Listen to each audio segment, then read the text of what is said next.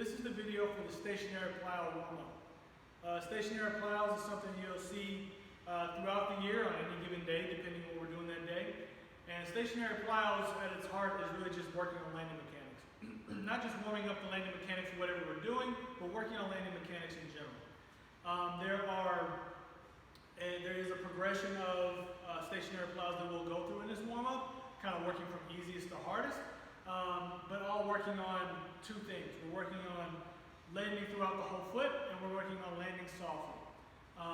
This progression is listed under the stationary plow block whenever you have it on your card, and it's going to be 5 reps at each position. So we start with 2 to 2, and 2 to 2 means 2 feet to 2 feet. All right, so we're going to come up on 2 feet, we're going to go on our toes, we're going to reach, all right, and then we're going to drop down to the whole foot, pulling our toes up. So we're going to go here, and then we're going to drop.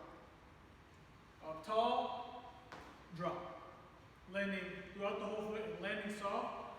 A cue for that is we try to land silently, so try to land where you can't hear it. All right, so you do 5, 2 to 2. Then you're going to do 5, 1 to 2. So you're going to go up on the right, down on both for 5. Up on the left, down on both for 5. And then you're going to go up on 2 and down on 1. So this is 2 to 1. You're going to go up on 2, down to the right for 1, for 5, up on 2, down on the left for 5.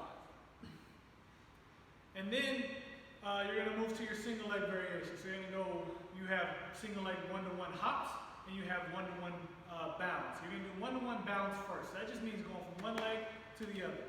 So up on right, down to left for 5, then up on left, down to right for 5. Those are the bounds. And then the hops are same foot to same foot.